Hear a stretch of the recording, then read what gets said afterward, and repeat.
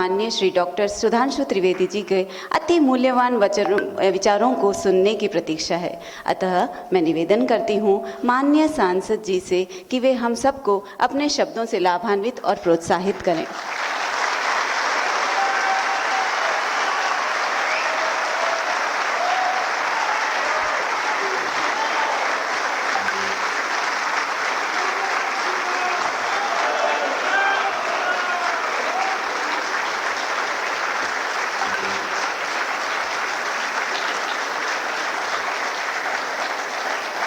मंच पर विराजमान आज के इस कार्यक्रम के मुख्य अतिथि न्यायमूर्ति श्री नरसिंह रेड्डी जी, आदरणीय हनुमान चौधरी जी, श्री प्रदीप भालोटिया जी और इस सभागार में उपस्थित सभी सम्मानित भाइयों और बहनों, अभी आपने देखा कि चौधरी साहब ने और नरसिम्हा जी ने दो विषयों की बात कही, दो टॉपिक्स आपके सामने रखे और वो हमें इस सभागार में चित्र भी दिखाई पड़ रहे हैं। नीचे स्वामी विवेकानंद और ऊपर सुभाष चंद्र बोस जी का। संयोग से ये जनवरी का महीना दोनों की ही जन्मतिथि का अवसर लेके आता है। 12 जनवरी को स्वामी विवेकानंद जी का जन्मदिन और कल 23 जनवरी को सुभाष चंद्र बोस जी का जन्मदिन है। और अगर आप एक दृष्टि से देखें तो दोनों ही भारतीय संस्कृति के दो अलग अलग तत्वों के प्रतिनिधि हैं। जहां स्वामी विवेकानंद जी धर्म का प्रतिनिधित्व करते हैं तो सुभाष चंद्र बोस जी कर्म का प्रतिनिधित्व करते हैं। एक सन्यासी की परंपरा का प्रतिनिधित्व है तो दूसरा सैनिक की परंपरा का प्रतिनिधित्व है। और आज मैं कहना चाहूंगा कि भारत देश को सन्यासी की भी आवश्यकता है और सैनिक की भी आवश्यकता है।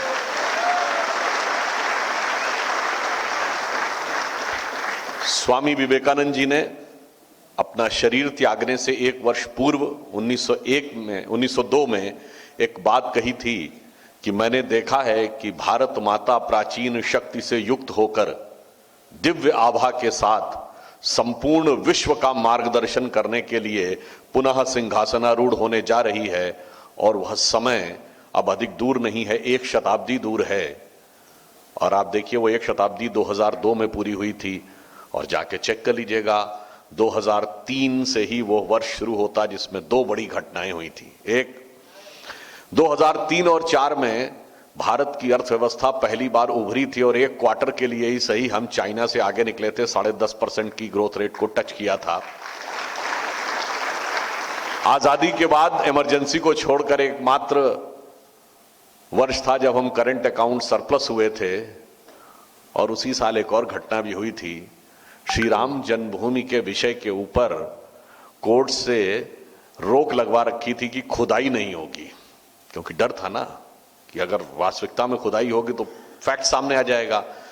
मगर उन्हें क्या पता था कि टेक्नोलॉजी कैसे मार देती है। रेडार मैपिंग की टेक्नोलॉजी आ गई तो हमारी सरकार ने निर्णय लिया कि खुदाई पे रोक है ना, रेडार मैपिंग पे तो रोक नहीं है। तो रेडार मैपिंग की गई और नीचे नक्शा दिखने लगा। उसके आधार पे हाई कोर्ट में पिटीशन दी गई और हाई कोर्ट ने खुदाई की परमिशन दे दी। और नीचे तो जो स्वामी जी ने कहा था वो व्यर्थ नहीं गया, उभार की शुरुआत हो गई। इसीलिए आप याद करिए काशी विश्वनाथ में क्या कहा जा रहा है, रेडार मैपिंग पे भी रोक लगवाओ। कोर्ट में गए हुए हैं कि रेडार मैपिंग नहीं होनी चाहिए। आप बताइए, जो हम पे आरोप लगाते हैं कि हम अवैज्ञानिक हैं, हम अनसाइंटिफिक अंधविश्वासी हैं, अद्भुत है। हम कहते हैं कि वैज्ञानिक खोज कराओ, हम कहते हैं एक्सकेवेशन कराओ, कार्बन डेटिंग कराओ, रेडार मैपिंग कराओ। वो कहते हैं ना एक्सकेवेशन कराओ, ना कार्बन डेटिंग कराओ और ना रेडार मैपिंग कराओ। मगर चिंता मत करिए, टेक्नोलॉजी जैसे आगे बढ़ती जा रही है, कभी चाहा तो ये भी टेक्नोलॉजी आ जाएगी। जैसे आज से केवल 25 साल पहले ये गूगल मैप जैसा कॉन्सेप्ट नहीं था कि आपको जहां चल रहे हैं वहां से अंदाजे से जाना पड़ता था, अब ऊपर से ही दिखाई पड़ता है। हो सकता है 20-25 साल में रेडार मैपिंग की जरूरत ही नहीं पड़े, ऊपर ही से दिख जाए कि नीचे क्या है। तो मेरे विचार से वो कहां तक रोक पाएंगे।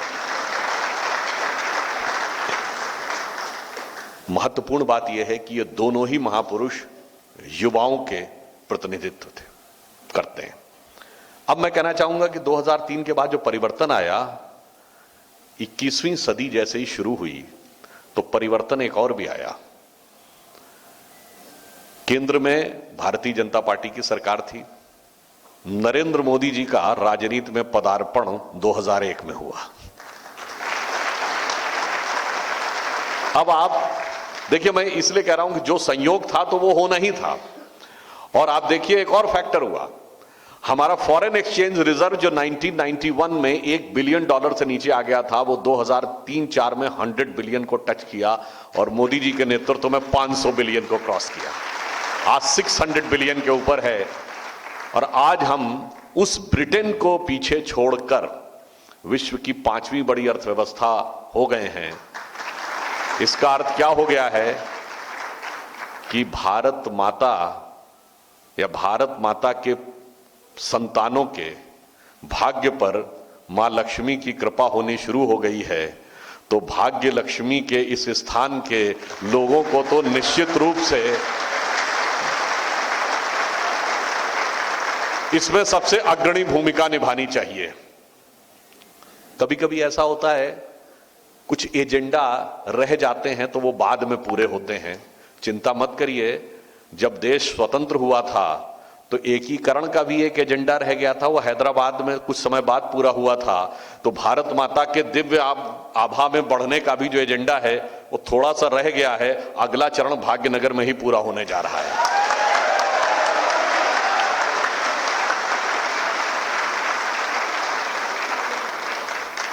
अब आप एक चीज ये देखिए कि जब हम ये कहते हैं कि हमने परिवर्तन का समय आना शुरू हुआ, तो हम सिर्फ 5वीं बड़ी अर्थव्यवस्था नहीं बने। अभी अगर आपने देखा हो, लास्ट वीक हम जापान को पीछे छोड़कर ऑटोमोबाइल रखने वाले दुनिया के 3रे बड़े देश बन गए। मोबाइल हैंडसेट के मैन्युफैक्चरिंग में 2रे देश बन गए। इसलिए आप ये समझिए कि ये परिवर्तन का काल उत्तरोत्तर आगे बढ़ता चला जा रहा है। और इसीलिए प्रधानमंत्री श्री नरेंद्र मोदी जी ने पिछले 15 अगस्त को जो लाल किले की प्राचीर से भाषण दिया, तो क्या कहा कि यह स्वतंत्रता का अमृत महोत्सव वर्ष है। तो अमृत महोत्सव वर्ष 75वां वर्ष समाप्त हो गया। उन्होंने कहा ना, समाप्त नहीं हुआ है, यह अब अमृत काल शुरू हुआ है। यानी जहां से 75 से जब हम 100 पे पहुंचेंगे तो उस स्थिति में होने चाहिए जो हमारा भवितव्य है। क्या उन्होंने कहा? हमारा भवितव्य है कि भारत को विकसित राष्ट्र बनना है 2047 तक। दूसरा, इसके लिए करना क्या होगा? दूसरा प्रण उन्होंने कहा पहला 5 प्रण दिए। कहा पहला प्रण विकसित राष्ट्र बनना है, दूसरा प्रण गुलामी की मानसिकता की हर चीज से अपने को मुक्त करना है, दूसरा अपनी विरासत पर गर्व करना है, तीसरा था। चौथा, इसके लिए क्या करना है? हर व्यक्ति को अपने कर्तव्य का पालन करना है, यह चौथा था। और पांचवा यह है, वह कर्तव्य का पालन सामूहिक रूप से करना है। इसलिए यह अमृत काल है। अब जो विरासत की बात आई, तो जिसका अभी उल्लेख हमारे पूर्ववर्ती वक्ताओं ने किया कि सुभाष चंद्र बोस जी क्या थे, भारत के प्रथम प्रधानमंत्री। इसको थोड़ा आप टेक्निकली समझिए। किस दृष्टि से? भारत के स्वतंत्र प्रथम प्रधानमंत्री जिन्होंने भारत के अपने झंडे के नीचे शपथ ली, यूनियन जैक के नीचे शपथ नहीं ली, वो सुभाष चंद्र बोस जी थे। जिनको किसी गवर्नर जनरल ने शपथ नहीं दिलाई, किसी अंग्रेज ने शपथ नहीं दिलाई, वो सुभाष चंद्र बोस जी थे। कैसे? शायद आप में से बहुत से लोगों को पता हो, बहुत से लोगों को ना पता हो कि जवाहरलाल नेहरू जी 15 अगस्त 47 को नहीं, 2 सितंबर 1946 को कैबिनेट मिशन प्लान के तहत अंतरिम सरकार के प्रधानमंत्री बने थे और लॉर्ड वेविल ने उनको शपथ दिलाई थी और अंग्रेजों की सरकार थी। तो मानी हुई बात है, आज तो कहते हैं ना कि विधि द्वारा स्थापित भारत के संविधान के प्रति सच्ची निष्ठा रखूंगा, तो किसके प्रति निष्ठा की शपथ रखी होगी, ये तो उन्हीं लोगों से पूछा जा सकता है। मगर जब सुभाष चंद्र बोस जी ने 1943 में exile government of Azad Hind फौज बनाई थी, तो आप विश्वास से कह सकते हैं भारत के प्रति ही निष्ठा की शपथ के साथ बनाई थी। अभी जस्टिस रेड्डी जी भी जिसका उल्लेख कर रहे थे कि क्लेमेंट एटली जिन्होंने इंडिपेंडेंस ऑफ इंडिया एक्ट पे साइन किया, उस समय ब्रिटेन के प्रधानमंत्री थे, वो प्रधानमंत्री पद से हटने के बाद भारत के दौरे पे आए 1956 में, और वो बंगाल के दौरे पे गए कलकत्ता में। तो उस समय कलकत्ता हाई कोर्ट के chief justice PB Chakraborty ji, who was also the acting governor of Bengal at the time, उनके साथ राजभवन में वो रहे और उन्होंने जिस चीज का उल्लेख किया, इस बात का उल्लेख कई पुस्तकों में है। अभी हनुमान चौधरी जी बता रहे थे, धनंजय कीर जी की पुस्तक में भी है, और पीबी चक्रवर्ती जी ने खुद हिस्ट्री ऑफ बंगाल नाम से एक किताब लिखी जिसमें इसका उल्लेख किया कि उन्होंने क्लेमेंट एटली से पूछा कि भारत छोड़ो आंदोलन तो 42 में समाप्त हो गया था, तो उसके बाद तो कोई आंदोलन ही नहीं था, तो आप 5 साल में क्यों छोड़ के चले गए? तो उन्होंने क्लियर कट बोला कि सुभाष चंद्र बोस की आजाद हिंद फौज में जिस तरीके से ब्रिटिश सैनिक गए थे, उससे भारतीय सैनिकों की ब्रिटिश क्राउन के लिए लॉयल्टी पूरी तरीके से, कॉन्फिडेंस हमारा खत्म हो गया था, and this became the biggest reason. और बाकी मैं किसी के प्रति असम्मान नहीं व्यक्त करना चाहता, बाकी जो कारण गिनाए जाते हैं उनके बारे में क्लेमेंट एटली ने कहा था, जब अन्य योगदानों के बारे में पूछा गया तो उन्होंने एक वर्ड यूज किया था, मिनिमल। क्या था ये जाके खुद पढ़ लीजिए, मैं डायरेक्ट नाम नहीं लेना चाहता, समझने वाले समझ रहे हैं, ना समझे वो अनाड़ी है। अब देखिए ऐसा नहीं है, इसके पीछे एक बाकायदा घटनाक्रम था, क्योंकि जब अमृतकाल की बात हो रही है तो जो विष भरा हुआ है वो हमारे दिमाग से हटना चाहिए। आप में से बहुतों को, चूंकि स्वतंत्रता का अमृत महोत्सव वर्ष अभी समाप्त हुआ है, बहुतों को पता है कि जब ब्रिटिश पार्लियामेंट ने डिसाइड किया था कि भारत को स्वतंत्रता मिलनी, तो डेट 15 अगस्त 47 नहीं थी, 30 जून 48 थी। तो एक साल पहले क्यों कर दिया? और इसका प्रूफ ये है जो मैं कह रहा हूं, 30 जून 48 तक माउंटबेटन वायसराय बने रहे। क्यों बने रहे भाई? आजादी के बाद अगर आप ये कहते कि कुछ एजेंडा रह गया था तो वो पहले सेटल कर लेना चाहिए। चलिए वो भी रह गया था तो हम तब मानते जब वो इंडिया और पाकिस्तान दोनों के वायसराय बने रहते। पाकिस्तान का तो वायसराय बना मोहम्मद अली जिन्ना और भारत के वायसराय माउंटबेटन आजादी के बाद भी, क्योंकि डेट तो 30 जून 1948 तय थी, 15 अगस्त 47 इसलिए हो गई। उसका रीजन ये था, नवंबर 1946 में ब्रिटिश आर्मी का जो कमांडर इन चीफ है, उसका नाम शायद क्लॉड मैककिनले था, वो वायसराय को एक चिट्ठी लिखता है कि ये जो भारतीय सैनिक हैं जो सुभाष चंद्र बोस की आर्मी में चले गए थे, इनके खिलाफ जो आपने लाल किले में कोर्ट की प्रोसीडिंग चला रखी है, इससे सैनिकों के बीच में जबरदस्त असंतोष है। अब इन सैनिकों की loyalty towards the British crown is totally undependable, तो इट इज बेटर कि we should wind up from here before ऐसा ना हो कि 1857 जैसा कुछ हो जाए। अब सुनिए, ये वो लिखता है नवंबर एंड में, 25-26 नवंबर के आसपास। फिर वो एक और चिट्ठी लिखता है 11 फरवरी, इसलिए मैं डेट्स बता रहा हूं, आप जाके हिस्ट्री में देख लीजिएगा तो आपको बिल्कुल सीक्वेंस समझ में आ जाएगा कि हुआ क्या था। 11 फरवरी 1946 वो दूसरा लेटर लिखता है, कहता है कि अब तो मेरी इंफॉर्मेशन ये कह रही है कि anything can happen any time, अब बिल्कुल भी भरोसा नहीं किया जा सकता। और फिर एक गोपनीय मैसेज भेजा जाता है ब्रिटिश ऑफिसर्स को कि वो अपनी फैमिलीज को चुपचाप मगर as early as possible Karachi और बॉम्बे भेज दें, ताकि in case of any eventuality उनको इमीडिएटली शिफ्ट किया जा सके।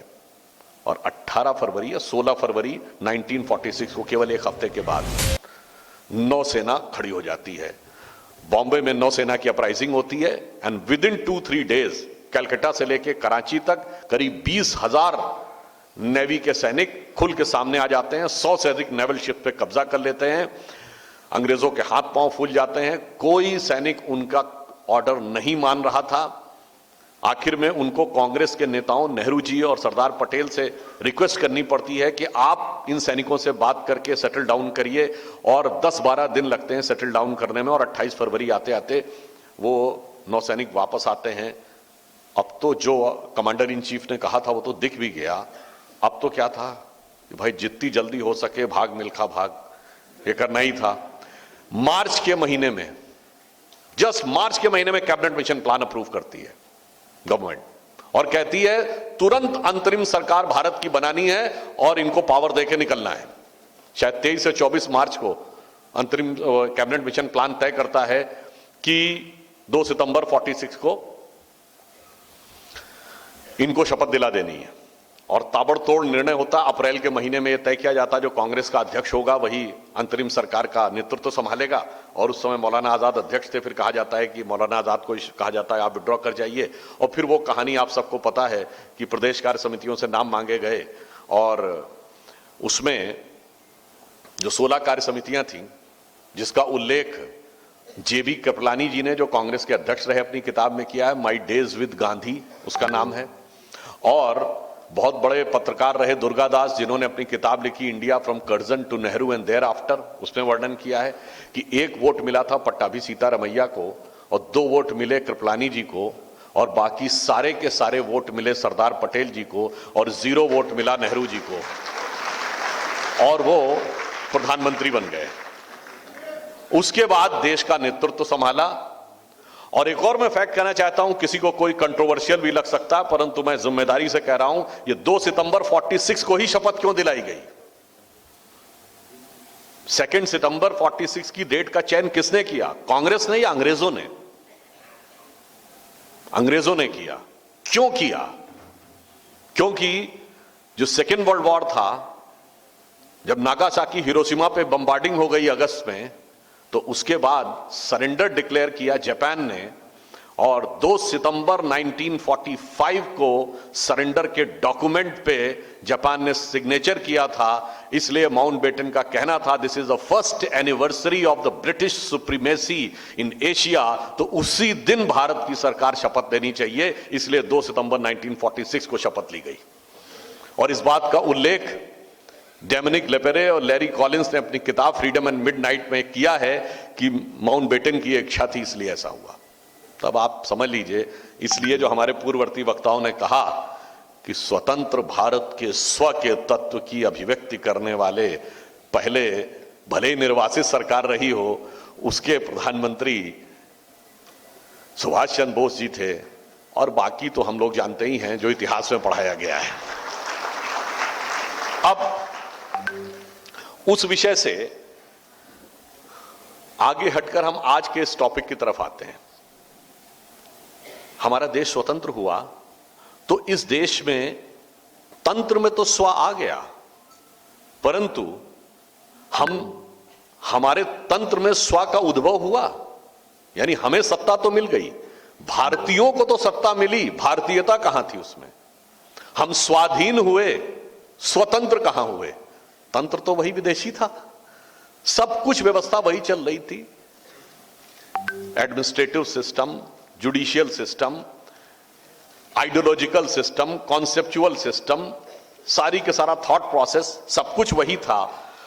तो इसलिए अभी भी उस स्व को भारत के मानस में स्थापित करने की जो प्रक्रिया है वो अभी तक चल रही है। और स्व का अर्थ क्या था, यहां पे भी मैं कोई स्वयं नहीं बोल रहा हूं, मैं कोट कर रहा हूं कि 18 मई को 2014, 16 मई 2014 को मोदी जी के नेतृत्व में हम लोगों ने चुनाव जीता। 18 मई 2014 को लंदन से निकलने वाले अखबार द संडे गार्डियन ने अपने एडिटोरियल में लिखा कि 16 May 2014 should be considered as the day in Indian history on which the Britishers finally left India.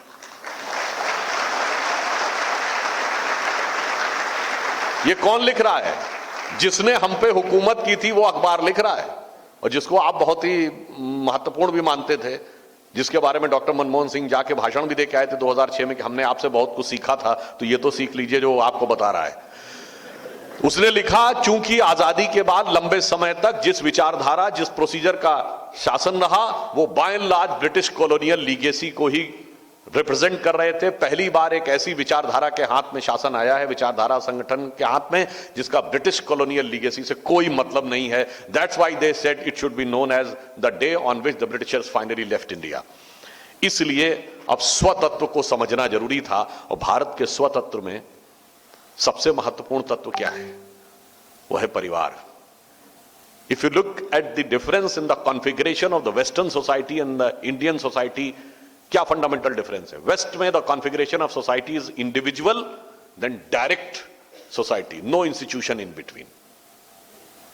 Bharat में the configuration of the society is first unit is not individual, the first unit is family, very strong institution, जिसमें आप कहते हैं husband wife बच्चे, nucleus family.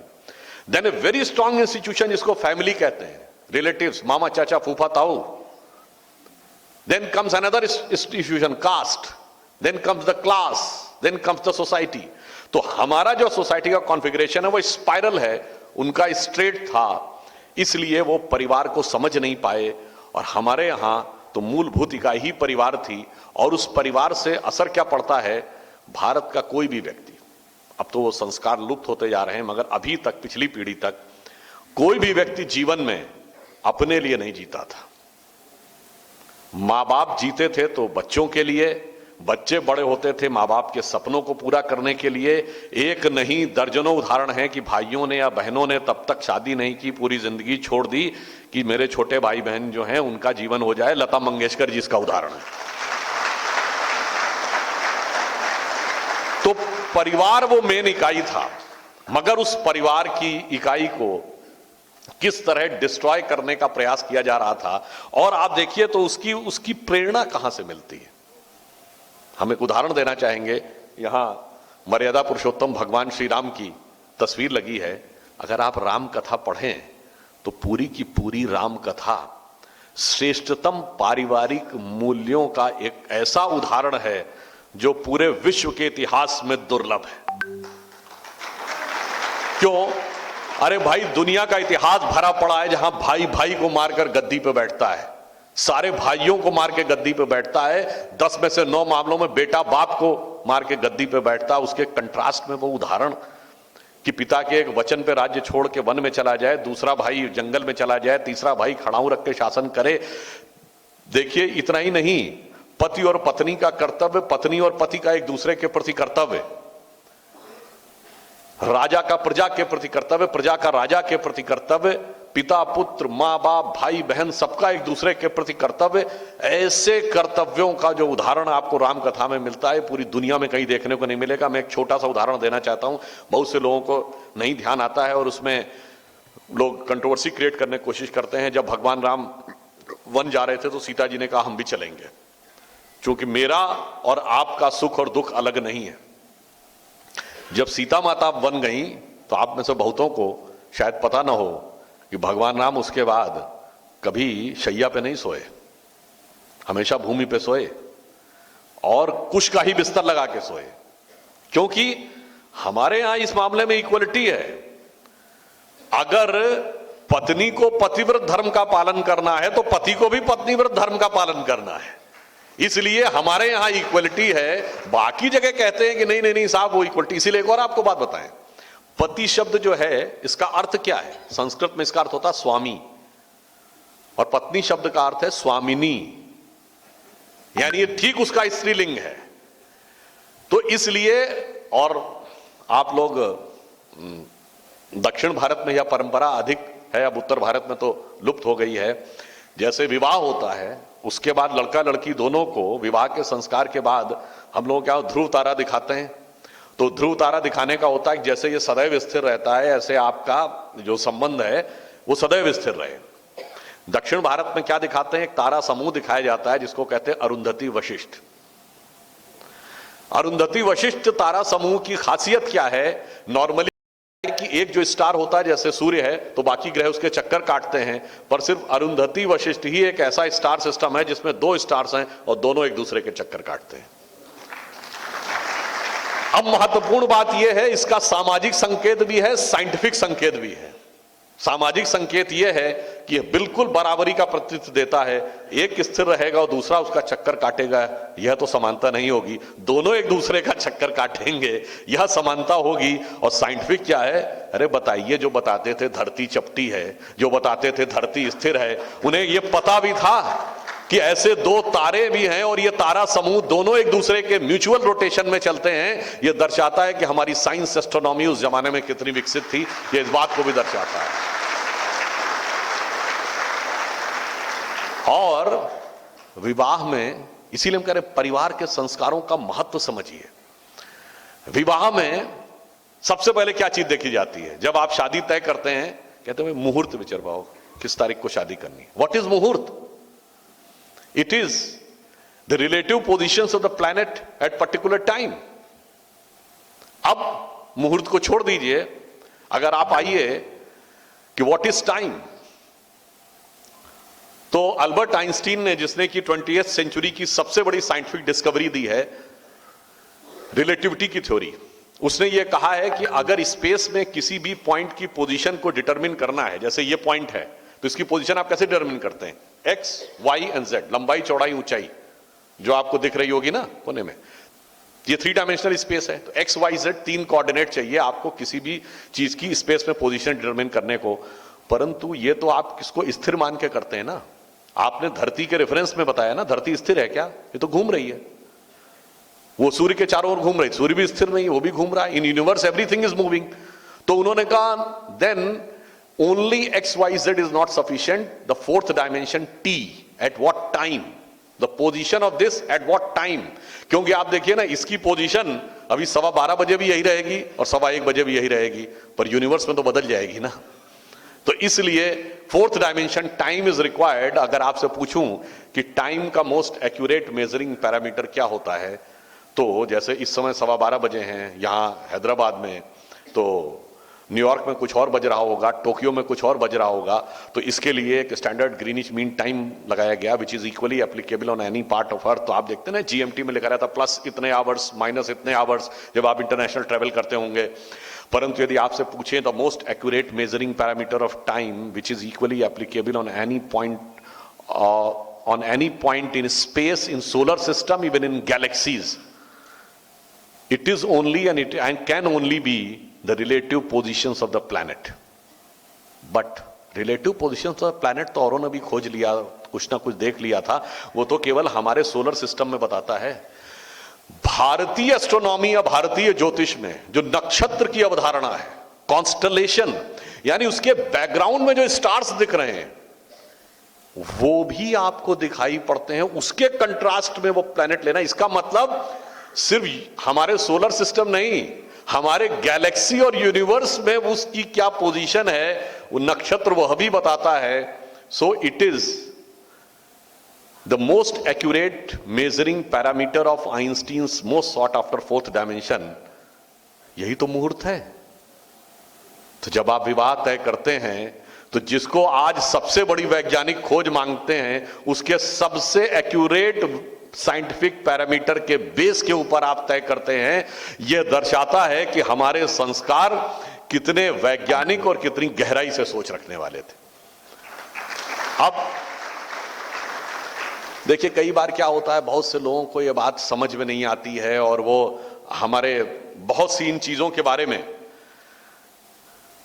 ऊटपटांग बातें भी बोलना शुरू कर देते हैं। परंतु भगवान राम की कथा और भी चीजों का संकेत देती है।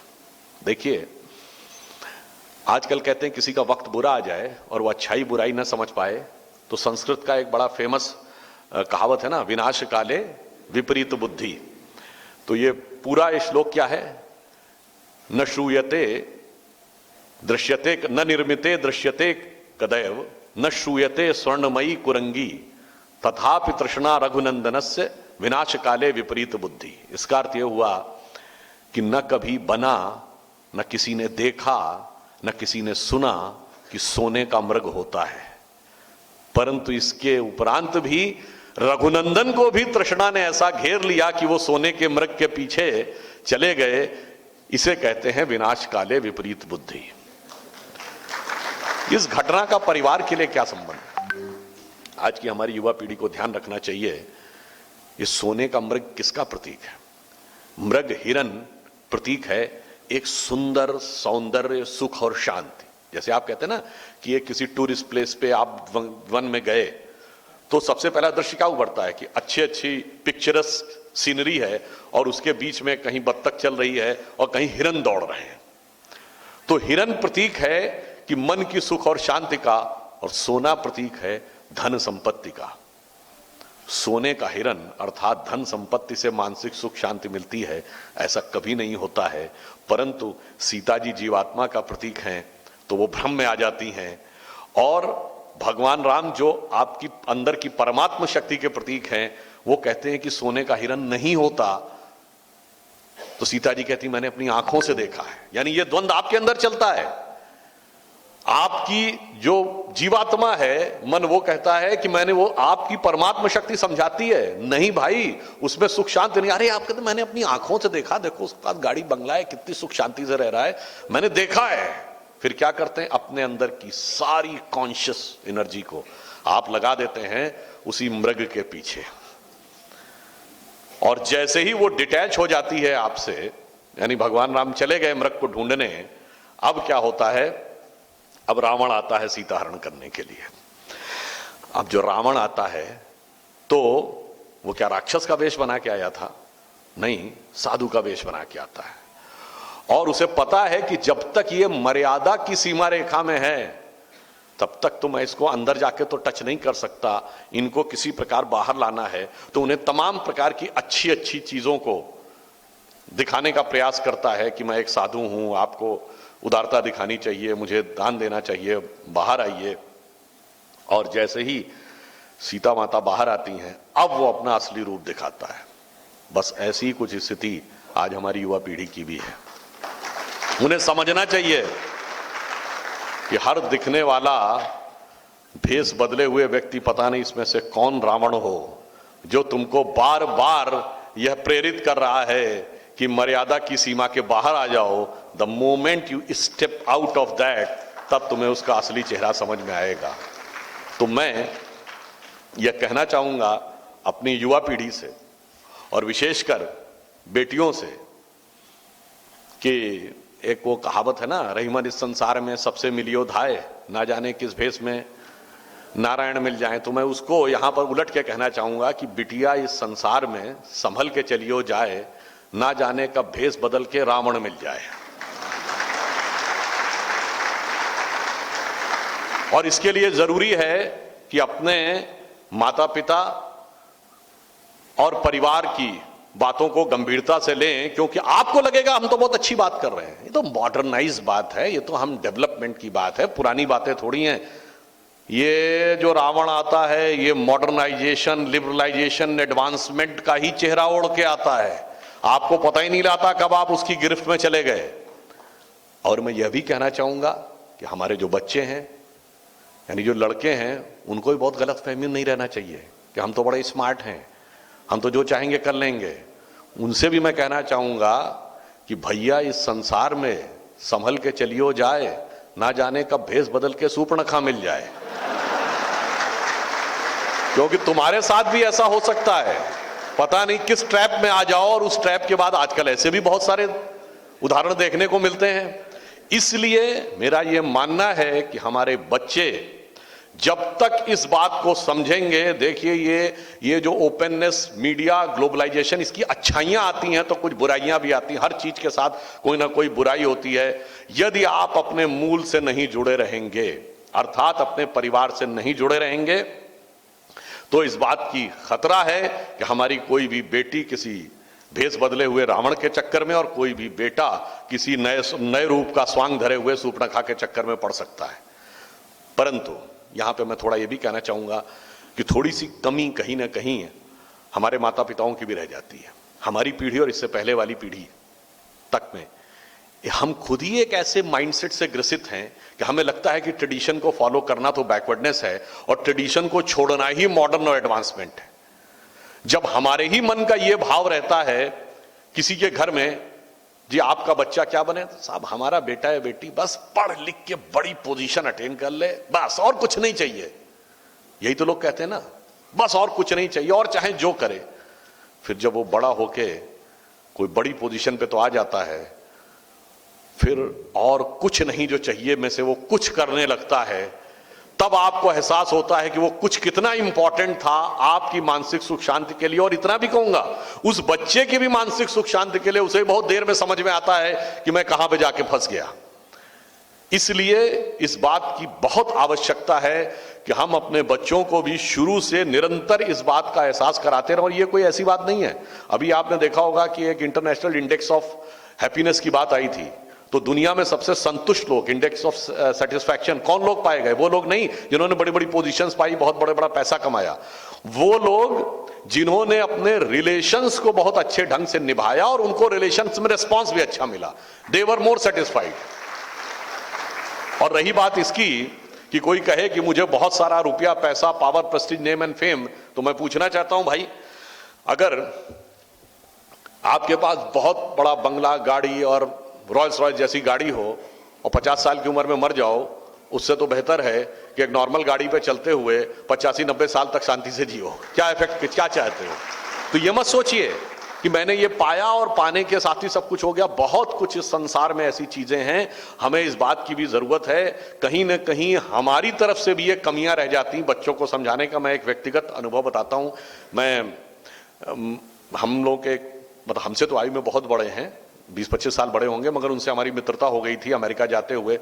तो 2 लोग थे, दोनों बिजनेस पार्टनर थे।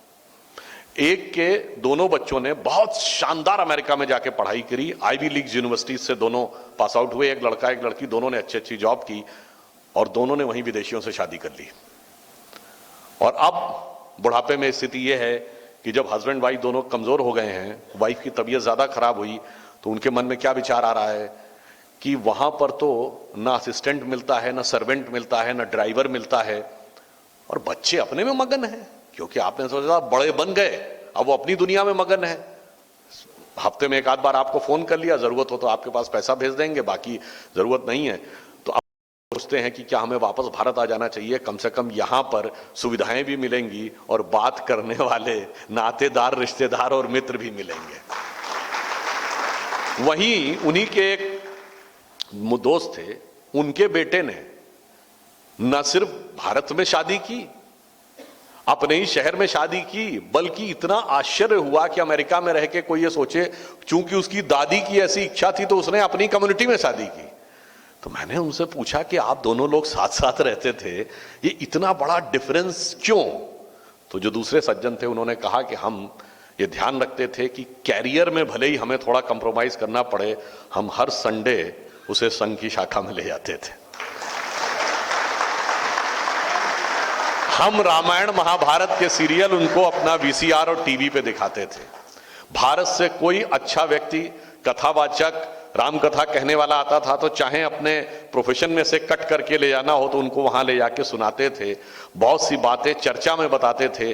तो उन बच्चों का माइंडसेट अलग टाइप का बना, दूसरे का माइंडसेट अलग टाइप का बना। तो ये कहीं ना कहीं हमारी भी जिम्मेदारी है कि संस्कार जो हैं वो हमारे क्या बनते हैं और इसका महत्व क्या होता है। यह बात मैं पहले भी कई बार कह चुका हूं कि अगर भगवान राम और रावण में आप तुलना करें, क्योंकि भगवान राम लीला दिखा रहे थे, वैसे तो वो ब्रह्म है, वो अलग विषय है, पर जब वो लीला दिखा रहे हैं मनुष्य के रूप में, तो रावण हर चीज में राम से बड़ा है। फिर कौन सी चीज है जिसमें राम बड़े हो गए? भाई रावण के पास सोने की लंका है, उनके पास घास फूस की झोपड़ी है। रावण के पास दिव्य रथ है, वो तो रावण रथी विरथ रघुवीरा। अगर देखा जाए शक्ति तो 10 आदमियों की शक्ति अकेले है। उसके ऊपर पॉलिटिकल पावर तो इतनी पावर है कि उसने मृत्यु को अपने पाए से बांध रखा, मतलब उसकी इच्छा के बगैर उसकी मृत्यु तो छोड़िए, उसके राज्य में किसी की मृत्यु नहीं हो सकती। विद्वान उनसे बड़ा है, पुजारी उनसे बड़ा है। वो कहता मुस्सा पंडित मुस्सा जोधा और न कोई दूजा है, अपने शीशों को काट काट शंकर को मैंने पूजा है। फिर कौन सी चीज है जिसमें राम बड़े हो गए? एक ही चीज है, चरित्र। इसीलिए रामचरितमानस लिखा गया कि राम के चरित्र को मन में धारण करिए, क्योंकि सारी श्रेष्ठता खत्म हो जाती है। और मैं एक और बात कह दूं, कोई कहे तो कहानी है, ये तो एक स्पिरिचुअल बात है, रियल में क्या मैं कहना चाहता हूं, यूरोप में देख लो क्या हो रहा है। कैरेक्टर खत्म हुआ ना शादी करेंगे, ना ब्याह करेंगे, लिविंग रिलेशनशिप में रहेंगे, बच्चे नहीं पैदा करेंगे, और हो क्या रहा है? धड़ाधड़ इमिग्रेशन के साथ साथ तुम्हारे वजूद पे क्वेश्चन मार्क लगता जा रहा है। याद करिए वहां पे परिवार की व्यवस्था क्या थी। मैं आज से 20-22 साल पहले अमेरिका गया था। सुदर्शन जी ने एक अपने बौद्धिक में एक उदाहरण दिया था, जैसे हमारे यहाँ क्या होता, पति पत्नी है, उनके बच्चे 2। वहां तो आज इसको दिया धोखा, कल उससे किया वादा, तो वहां तो चेंज होता रहता है। तो कई ऐसे होते हैं कि भाई पत्नी ने जिस पति से शादी की तो उसके पूर्व पति वाले बच्चे भी हैं, और पति ने जिस पत्नी से शादी की उसके भी पूर्व पत्नी से बच्चे हैं, फिर उन दोनों के भी बच्चे हैं। तो वो लोग क्या कहते हैं, मेरे बच्चे और तुम्हारे बच्चे हमारे बच्चों के साथ लड़ रहे हैं। क्योंकि वहां पर एक कॉन्सेप्ट आया जो आजकल अब लोगों को समझ में आने लगा है, half mother and half father. ये हाफ के चक्कर में सब कुछ साफ हो जाएगा, ये उनको समझ के रखना चाहिए। और आप देख लीजिए, उन्होंने परिवार छोड़ दिया। आज यूरोप में एक अनुमान के मुताबिक 20 साल से कम उम्र के 25% लड़के लड़कियां मुस्लिम हैं। ना मानो परिवार, देख लो तुम्हारा क्या हश्र होने वाला है। अभी आप देखिए, कल आपको पता है ना, we are the second largest population in the world. First अभी होने जा रहे हैं, पर आपको पता है चाइना में पॉपुलेशन घटनी शुरू हो गई। द लेटेस्ट आंकड़ा आया है, इस साल उसकी पॉपुलेशन 17 लाख कम हो गई। वो चाइना जिसने केवल 40-42 साल पहले 1978 में रूल बनाया था 1 चाइल्ड पॉलिसी, अब उसने चेंज किया 2015 में, कहा नहीं अब 2 चाइल्ड पॉलिसी। 2021 में उसने कहा 3 चाइल्ड पॉलिसी। उसके बाद भी कोई वहां बच्चे नहीं पैदा कर रहा है। और जानते क्या होता है, अब तो चाइना में यह स्थिति हो गई है कि शादी का रजिस्ट्रेशन होने के बाद 6 महीने बाद गवर्नमेंट के लोग हस्बैंड वाइफ को फोन करके पूछते हैं कि आपका फैमिली बढ़ाने के लिए क्या प्लान है, हम आपको ये इंसेंटिव देने को तैयार हैं, बताइए। ये इंसेंटिव देंगे, टैक्स में छूट देंगे, और इसके बाद भी वो नहीं इंटरेस्टेड हैं। तो आप ये समझिए, जापान में तो पॉपुलेशन नीचे जा ही रही है। पूरे यूरोप में ज्यादातर देशों में कम से कम क्रिश्चियन पॉपुलेशन तो नीचे जा ही रही है। आप ये समझिए, हमारे यहां जो इस संस्कारों की बात कही गई कि ये सारे के सारे संस्कार किस चीज के लिए थे, अगर आप में से बहुतों को ध्यान हो, अभी एक जब पॉलिटिकल कंट्रोवर्सी हुई थी ना कि राहुल गांधी जी ने कहा था वो जनेऊधारी हिंदू हैं, पर आप में से बहुतों को शायद पता हो कि जो जनेऊ है, पहली बात ये एक अजीब कॉन्सेप्ट हमारे दिमाग में बैठा दिया गया है कि जनेऊ सिर्फ ब्राह्मण ही पहनते थे, जनेऊ सब पहनते थे। वो ठीक है कि जब गुलामी का काल आया और ऐसी स्थितियां आई कि लोगों को जनेऊ देख के पकड़ा जाने लगा, मारा जाने लगा, तो बहुत से लोगों ने पहनना छोड़ दिया। अगर नहीं पहनते थे तो मैं उदाहरण देता हूं, ये बताइए हनुमान चालीसा में क्या लिखा है, हाथ वज्र और ध्वजा विराजे, कांधे मूंज जनेऊ साजे। भाई वो तो वनगिरी में रहने वाले थे, वह भी जनेऊ पहनते थे। महत्वपूर्ण बात जानते हैं क्या, जनेऊ में 3 पेयर ऑफ थ्रेड्स होते हैं। 3 ही क्यों होते हैं? और ये जिस समय बच्चा शिक्षा के लिए जाता है उसी समय क्यों उसको पहनाया जाता है? वो इसलिए कि हमारे ऊपर 3 ऋण माने गए हैं, देव ऋण, ऋषि ऋण, पितृ ऋण। पितृ ऋण किसका प्रतीक है कि जैसे हमारे पूर्वजों ने हमें उत्पन्न किया, वैसे आप संतानों को उत्पन्न करके उनका उसी प्रकार पालन पोषण करके समाज में उनको स्थापित करें तो पितृ ऋण से मुक्ति है। ऋषि ऋण क्या है कि गुरुओं ने जिस प्रकार की शिक्षा दी उसके अनुरूप समाज में आचरण करें, उसके अनुरूप ही बच्चों को शिक्षा दें, यह ऋषि ऋण से मुक्ति है। और देव ऋण क्या है, इस प्रकृति में जितने भी देवता हैं, वायु देवता, अग्नि देवता, जल देवता, इन सारे देवताओं ने आपके जीवन को सुनिश्चित किया है, तो उन सब की रक्षा करें, उनका संवर्धन करें, तो यह देव ऋण से मुक्ति है। और इसीलिए जनेऊ कंधे पर ही क्यों पहना जाता है? गले में भी पहना जा सकता था, हाथ में भी बांधा जा सकता था। दायित्व कंधे पर ही वहन किया जाता है, वो सदैव याद रहे कि आपका दायित्व। इसीलिए विवाह के बाद पुरुष को डबल जनेऊ पहनना पड़ता है, क्योंकि यह माना जाता है एक दायित्व अपना और एक आप पत्नी के बिहाफ पर भी उस दायित्व का वहन कर रहे हैं। तो मैंने सिर्फ ये कहा कि हमारे तो संस्कार यह भी बताते हैं कि पूरी प्रकृति का कैसे कैसे ध्यान रखना है। यहां तक कि जब बोला जाता है तो क्या बोला जाता है स्वस्ति मंत्र में, ओम अंतरिक्ष शांति, पृथ्वी शांति, रापः शांति, रौषधयः शांति, वनस्पतयः शांति। और हमारे संस्कार किस प्रकार से पूरे विश्व के साथ जुड़ते हैं और उन संस्कारों का अंतर क्या पड़ता है। आज आप देख लीजिए, पूरे वर्ल्ड में इकोलॉजिकल इंबैलेंस की प्रॉब्लम आ गई। क्यों? उनकी थियोलॉजी जहां से शुरू होती है कि बुक ऑफ जेनेसिस में लिखा है कि man should be able to subdue nature, और अरिस्टोटल एक किताब लिखता है नेचर, जिसमें लिखा है कि all the elements of nature are for the service of the mankind, man should become the person and masters of nature. तो ठीक है, यदि मैं मालिक हूं, ये मेरी सेवा के लिए है, मैं इसका दोहन करूंगा। और प्रकृति का अंधाधुंध दोहन, और आज हम इकोलॉजिकल इंबैलेंस की ऐसी प्रॉब्लम के ऊपर आके खड़े हो गए कि आज लगता है कि अगर हमने कुछ नहीं किया तो 100 साल में पूरी ह्यूमन रेस का एग्जिस्टेंस खत्म हो सकता है, which has never happened in the documented history of Mankind की पूरी ह्यूमन रेस के एग्जिस्टेंस पे क्वेश्चन मार्क लग गया हो केवल प्रकृति के प्रति हमारे भाव में। और हमारे यहाँ क्या कहा गया है, ऋग्वेद के पृथ्वी सूक्त से लेके अथर्ववेद के 12वें अध्याय तक लिखा हुआ है, मातः भूमि पुत्रो हम पृथिव्या। भूमि मेरी माता है, प्रकृति मेरी माता है, धरती माता है, नदियां माता हैं, गीता माता है, गंगा माता है। तो माता का तो कभी शोषण ही नहीं हो सकता, क्योंकि माता से पोषण लिया जा सकता है, शोषण का तो सोचा ही नहीं जा सकता।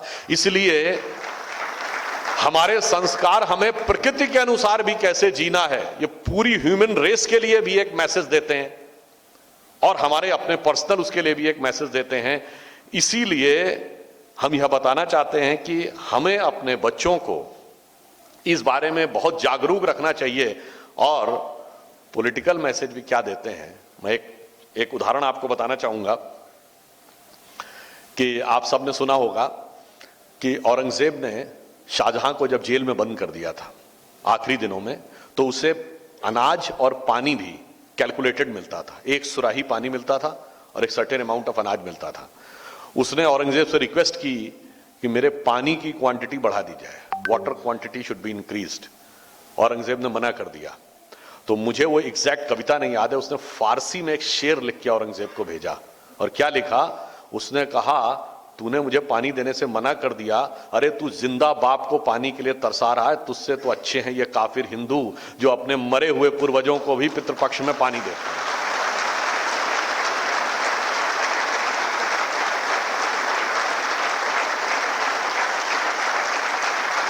अब आप ये समझिए कि हमारा परिवार के लिए भाव सिर्फ वर्तमान माता पिता तक नहीं है, सभी पूर्वजों को भी हम तर्पण देते हैं। अच्छा आप सुनिए, आप लोग कहेंगे साहब ये तो अंधविश्वास है, आपने कहा जी यहां हमने कुछ दिया तो वो कैसे वहां तक पहुंच गया, अब वो पता नहीं कहां पर होंगे, यूनिवर्स में कहां पे होंगे, आपने कैसे मान लिया कि पहुंच गया। अब इसका मैं उदाहरण देना चाहता हूं। आज से केवल 70-80 साल पहले आप किसी से कहते कि यहां पे फैक्ट्री चल रही है, उससे कनाडा में बर्फ पिघल रही है, तो आपका मजाक उड़ाया जाता। पर अब ग्रीन हाउस इफेक्ट से प्रूव हो गया कि entire earth is a cosmic unit, तो हमारा एयर कंडीशन भी नॉर्थ और साउथ पोल की बर्फ पिघलाता है। पर आप में से शायद किसी ने ध्यान दिया है कि इस साल का 2022 का फिजिक्स का नोबेल प्राइज किसको मिला है? कितने लोगों को पता है? यदि नहीं ध्यान दिया तो जाके चेक करिएगा। 3 साइंटिस्टों को मिला है, उसमें एक ऑस्ट्रियन है, एक फ्रेंच है और एक अमेरिकन है। किस बात के लिए मिला है? एक्चुअली में जब आइंस्टीन ने रिलेटिविटी की थ्योरी दी थी तो उसमें एक कॉन्सेप्ट है क्वांटम इंटेंगलमेंट। क्वांटम इंटेंगलमेंट ये कहता है कि अगर 2 पार्टिकल एक साथ क्रिएट हुए हैं, यानी वो फंडामेंटली एक ही पार्टिकल से अलग होकर क्रिएट हुए हैं, अगर उनको दूर कर दिया जाए और एक पे एक्शन होगी तो ऑटोमेटिक दूसरे पे रिएक्शन हो जाएगी। और अब वो कहता है, थ्योरेटिकली उसने प्रूव किया था कि this reaction is irrespective of the distance. और जब वो इररिस्पेक्टिव ऑफ डिस्टेंस कहता है, इसका मतलब 100-200 किलोमीटर नहीं, millions of light year away, यानी million, anywhere in the universe, कहीं भी होगा, एक पॉइंट पे एक्शन होगा और दूसरे पे रिएक्शन हो जाएगा। ये वो कहता है, आइंस्टीन ने खुद कहा था कि मेरी थ्योरी तो ये दिखा रही है ऐसा होता है, पर ऐसा प्रैक्टिकली नहीं हो सकता होगा, क्योंकि अगर ये होता है तब तो फिर ये यूनिवर्स भुतहा लगेगा, यहां पे कुछ करेंगे और यूनिवर्स में कहीं भी रिएक्शन हो जाएगा। पर इन 3 साइंटिस्टों ने उस बात को प्रैक्टिकली साबित कर दिया है कि एक फोटोन क्रिएट किया गया और उसका जो करस्पॉन्डिंग फोटोन था उसको ऊपर अर्थ की ऑर्बिट में ले जाके इधर रिएक्शन किया गया और उधर एक्शन पे रिएक्शन हो गई। इट मींस जो क्वांटम इंटेंगलमेंट था, यानी 2 इंटेंगल्ड पार्टिकल्स अलग होंगे तो एक पे एक्शन यूनिवर्स में कहीं भी रिएक्शन देगा। मैं ये दावा नहीं करता, खुद विवेक पे सोचता हूं, हमारे जो पूर्वज थे, माता पिता थे या ग्रैंड मदर ग्रैंड फादर थे, एक ही पिंड से तो अलग हुए थे। तो अगर यहां पे हम कुछ एक्शन करेंगे तो anywhere in the universe reaction हो सकता है। आप मजाक उड़ाते थे इस बात का जो लेटेस्ट फिजिक्स का नोबेल प्राइज है वो इनडायरेक्टली कहीं ना कहीं संकेत दे रहा है, वो हर चीज जो हमारे यहां वैदिक सनातन धर्म में कही गई है, ज्यों ज्यों आप आगे बढ़ रहे हैं त्यों त्यों आप किस चीज की तरफ जा रहे हैं, जो शंकराचार्य जी ने कहा था वेदो निकलो धर्मो मूला। मगर अफसोस क्या है, सिर्फ हमें यह समझाया जाता है। देखिए बड़े बड़े साइंटिस्ट इससे सीखते हैं। हाइजेनबर्ग को, श्रोडिंगर को, ओपेनहाइमर को वेदों में ज्ञान नजर आता है, और हमें क्या पढ़ाया गया है कि वेदों में सिर्फ क्या है, अंधविश्वास है, पाखंड है और जातिगत भेदभाव है।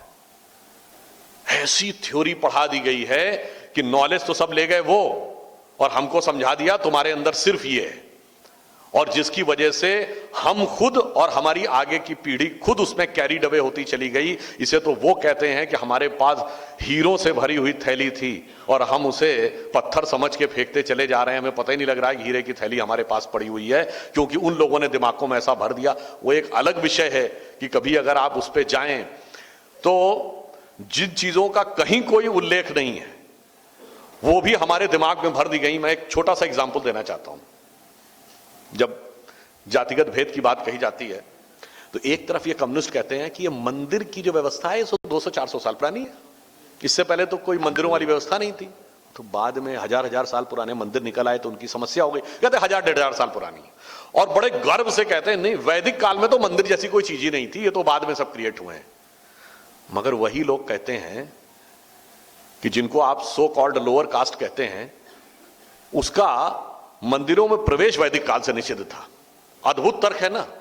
मतलब एक तरफ आप कहते हैं कि मंदिर थे ही नहीं और दूसरी तरफ उनका प्रवेश निषेध था। यह दर्शाता है कि किस प्रकार का आप एक जाल बुनने का प्रयास करते हैं। मैं सिर्फ एक ही उदाहरण देता हूं, हिंदू धर्म के दो बड़े महाकाव्य रामायण और महाभारत। एक के रचयिता महर्षि वाल्मीकि। आज जो वाल्मीकि समुदाय है जो अपने को भगवान वाल्मीकि से जोड़ता है, किसमें आता है? शेड्यूल कास्ट में। शेड्यूल कास्ट में भी सबसे लोएस्ट रैंक में आता है। और महर्षि वेदव्यास, उनकी मां मछुआरिन थी, वो कुछ स्टेट्स में शेड्यूल कास्ट में आता है, कुछ में अति पिछड़े में आता है। तो भाई ये दो महाकाव्य तो उन्होंने लिखे, और उसके बाद आपको यह नजर आ रहा। आप देखिए इस पे एक मजेदार बात बताऊं। एक बार मैं टीवी डिबेट में था तो एक सज्जन हमसे बड़े एग्रेसिव होके, जेएनयू के थे प्रोफेसर, एग्रेसिव होके कहते हैं कि ये आप लोग राम की पूजा के लिए ही क्यों इंसिस्ट करते हैं? रावण की पूजा की भी छूट होनी चाहिए। राम की पूजा तो एक अपर कास्ट हिंदू माइंडसेट है, तो ये एक प्रकार का ब्राह्मणिकल नैरेटिव है, और रावण की पूजा दलित नैरेटिव है। आप लोग इसको सप्रेस कर रहे हैं। मैंने कहा मान्यवर क्या बोल रहे हैं? मैंने कहा राम काव्य के रचयिता महर्षि वाल्मीकि, वो समाज तो आज दलित में है और रावण ब्राह्मण था। तो फैक्ट ऑफ द मैटर है कि ब्राह्मण नैरेटिव रावण के साथ है और दलित नैरेटिव राम के साथ है। जो फैक्ट है उसका ठीक उल्टा आप बोल रहे हैं। अब देखिए जो फैक्ट है उसको कैसा उल्टा ये लोग प्रोजेक्ट करने का प्रयास करते हैं। तो आप ये समझ, फिर कहते हैं नहीं नहीं वो तो ऐसा होगा, वो तो उसको गढ़ दिया गया इस ढंग से पंडितों के द्वारा। मैंने कहा अगर गढ़ा गया तो फिर उसमें विलेन पंडित क्यों होता? इसका मतलब गढ़ा हुआ और कहीं नहीं है, गढ़ा हुआ आपके दिमागों में है। चूंकि, और ये मैं ऐसे हवा में नहीं कह रहा हूं, आप सब जाके सर्च करिएगा। एक कॉन्सेप्ट है आइडियोलॉजिकल सबवर्जन, जो कम्युनिस्टों ने 60s के डिकेड में किया था। मैकॉले ने क्या किया था, उसके बाद कम्युनिस्टों ने क्या किया, उस सब चीजों के लिए बाकायदा उन्होंने स्ट्रक्चरली हमारे दिमाग में बैठाला, और वो सबवर्जन आज तक चल रहा है। और उसका सबसे बड़ा टारगेट जानते क्या है? परिवार। परिवार तोड़ना है। क्यों? अरे भाई कंज्यूमरिज्म को भी परिवार तोड़ना है, क्योंकि जितने लोग अलग होंगे उतने मकान, उतनी गाड़ियां, उतने प्रोडक्ट की जरूरत होगी। जिनको धर्मांतरण करना है उनको भी परिवार तोड़ना है, क्योंकि सबसे पहला रेजिस्टेंस कहां से आता है? परिवार से। जिनको आपको नास्तिक बनाना है या सो कॉल्ड लिबरल बनाना है, जिसके विषय में और बताया, अनेक प्रकार के दूसरे आपके अंदर प्रवृत्तियां उत्पन्न करनी है, वो भी उनको भी परिवार तोड़ना है, क्योंकि परिवार से ही सब कुछ रेजिस्टेंस आता है।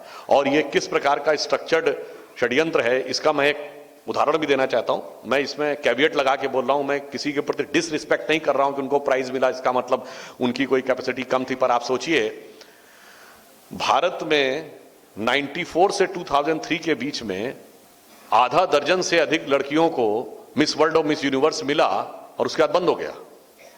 अभी सिर्फ हरनाज कौर संधू को मिला है, उससे पहले रीता फारिया को 1964 में मिला था।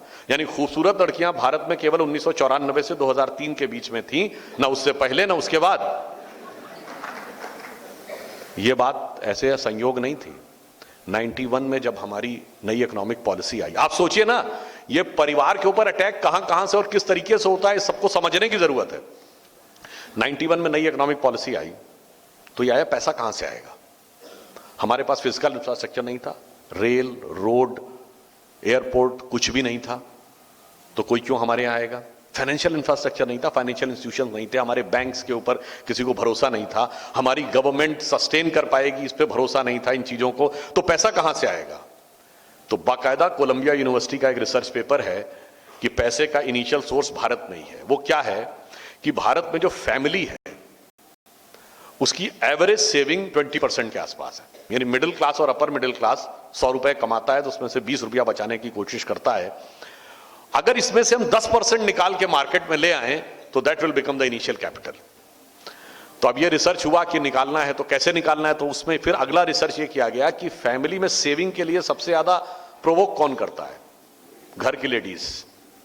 कहा गया बस अब ये जो फ्यूचर की लेडीज यानी आज की लड़कियां हैं इनको टारगेट करो ताकि वो कंज्यूमरिज्म, मार्केट कैपिटलिज्म, ग्लोबलाइजेशन और उसकी तरफ वो आगे आए और उनके अंदर खर्च करने की प्रवृत्ति आए।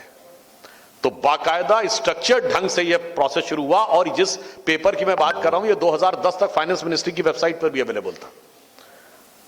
और उसके बाद जैसे ही वो प्रोसेस कंप्लीट हो गया उसके बाद चलो भाई अब वेनेजुएला देखना है, कोलंबिया देखना है, कहीं और देखना है। आप ये समझिए, आपको लगता है कि ये तो बड़ा अच्छा और अचीवमेंट है, इसी को मैं किसी को इसको पर्सनली कोई ना ले, मैं किसी कंट्री या इंस्टीट्यूशन के अगेंस्ट में नहीं बोल रहा हूं, पर इसीलिए हमारे ऐसे ही नहीं कहा गया है कि रावण भेष बदल के आता है। वो क्या करने के लिए आता है और आपसे क्या निकालना चाहता है आपको नहीं पता। वहां पे हमारे घर की महिलाओं को टारगेट करने के लिए ये सारी की सारी व्यवस्था की गई ताकि वो उनके प्रभाव में आए। अब आप कहेंगे चलो वो तो परिवार हुआ, देश पे इसका क्या प्रभाव पड़ने वाला है?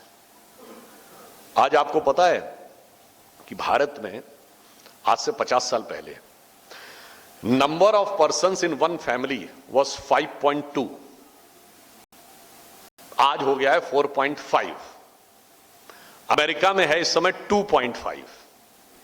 यानी भारत में इस समय एक परिवार में औसतन 4.5 की संख्या है, अमेरिका में 2.5 की संख्या है।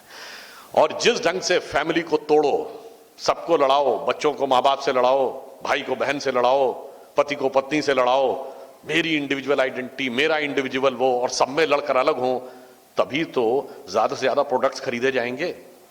मतलब ये कुछ वैसा है जैसे एक मुझे किस्सा एक सज्जन ने सुनाया था मजाक में कि जीडीपी, ग्रोथ एंड जॉब्स, इसका क्या अर्थ है? कहा एक पति पत्नी रहते थे, सिर्फ पति सर्विस करता था, दोनों बहुत प्रेम पूर्वक रह रहे थे, कुछ समय बाद दोनों में लड़ाई हो गई और दोनों ने तलाक ले लिया। अब पत्नी ने भी एक जॉब कर ली, उसके बाद अब दोनों को एहसास हुआ कि एक एक मेड सर्वेंट चाहिए, तो दोनों ने एक मेड सर्वेंट रख ली। 3 new jobs are created and GDP has also contributed to the GDP of the country.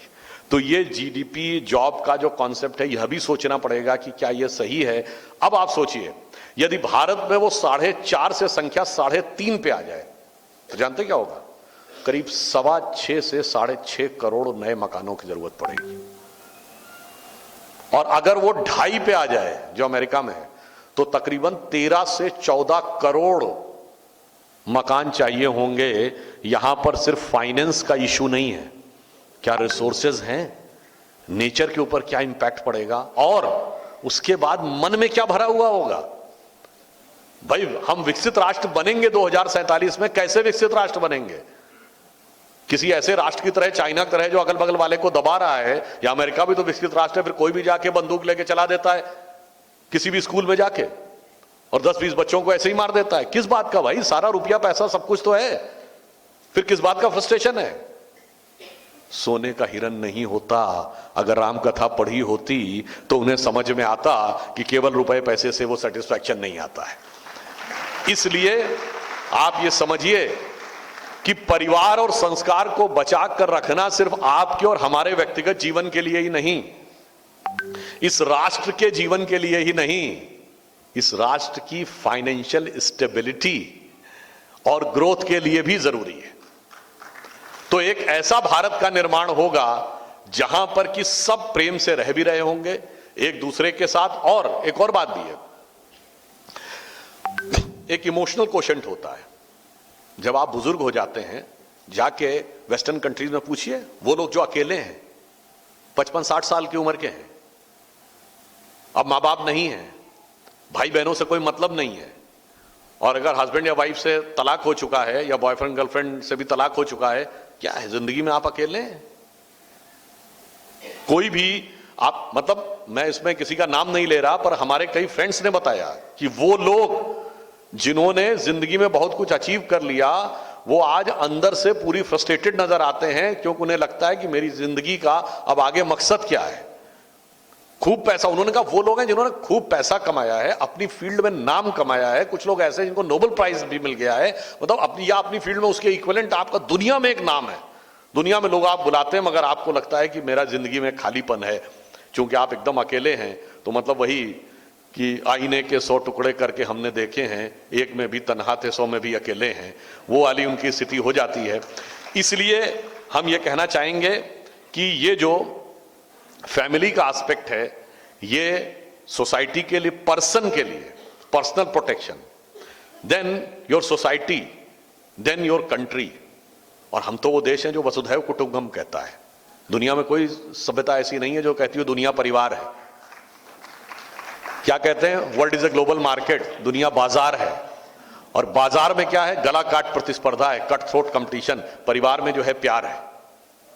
और इसी कारण से मैं ये भी कहना चाहूंगा कि हमारे परिवार की बेटियों को भी आवाज समझना चाहिए और मां बापों को भी समझना चाहिए कि भाई परिवार में स्त्री को किस देखा जाता है, और बाजार के माइंडसेट में आप देखते हैं तो कैसे नजर से देखा जाता है। उपभोक्ता प्रोडक्ट के रूप में आजकल यूज किया जाता है। आप कहते हैं यह स्वतंत्रता है, पर इसमें क्या सम्मान का भाव है कोई?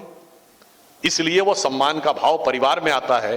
और परिवार के लोगों को भी क्या ध्यान रखना चाहिए, जो प्रधानमंत्री जी ने एक बार ये बात कही थी, समाज के अंदर बहुत सी विकृतियां और जो बच्चों से गलतियां हो रही, उसमें एक और कारण भी है। हमारी बेटी अगर लेट आती है, 7-8 बज गया, तो उससे पूछते हैं कहां थी, कहां रुक गई थी, इतनी लेट क्यों हुई, बताओ, वगैरह वगैरह।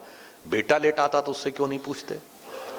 जिस दिन हम उससे पूछना शुरू कर देंगे कि भाई तुम बताओ, तुम 8 बजे के बाद कहां थे, ये रात में कहां जा रहे हो, किस दोस्त के यहां जा रहे हो, उसका नंबर बताओ, उसका एड्रेस बताओ, तब समाज में एक सकारात्मक वातावरण होगा।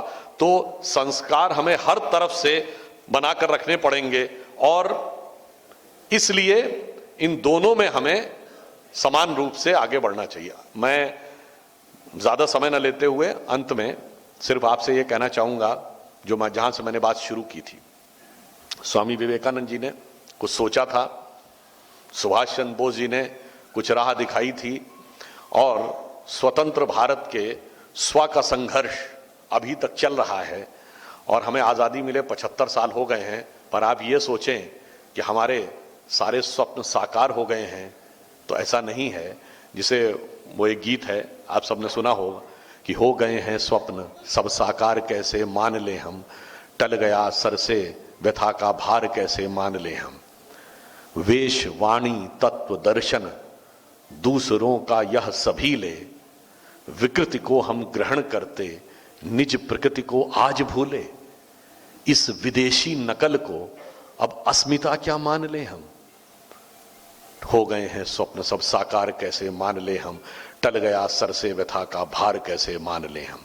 और राष्ट्र के स्तर पर, राष्ट्र को सब लोग भूले, स्वार्थ है युग मंत्र सारा, वर्ग जाति विभेद की अब बह रही है कलुष धारा। इस अमा के तिमिर को अब अरुणिमा क्या मान ले हम, टल गया सर से व्यथा का भार कैसे मान ले हम। हो गए हैं स्वप्न सब साकार कैसे मान ले हम। इसलिए इस गंभीरता को समझिए। और वहीं पर एंड करता हूं कि यदि प्रधानमंत्री जी ने कहा है कि अमृत काल है, और अमृत काल में वहां तक पहुंचाना है जो हमारा लक्ष्य है, क्योंकि हमारा लक्ष्य क्या है, जगत गुरु बनना सुपर पावर बनना नहीं, क्योंकि पावर दबाती है और गुरु जो है वो मोटिवेट करता है, वो उठाता है। इसलिए हमारे यहाँ स्नेह का संबंध रहता है परिवार से लेके विश्व तक। तो अब 21वीं सदी में नया भारत नई दिशा की तरफ जा रहा है और भारत का भाग्योदय हो रहा है। तो भाग्यनगर की जनता से यही कह के मैं अपनी बात समाप्त करता हूं कि अरुण गगन पर महाप्रगति का अब ये मंगल गान उठा, करवट बदला अंगड़ाई ली, सोया हिंदुस्तान उठा। धन्यवाद।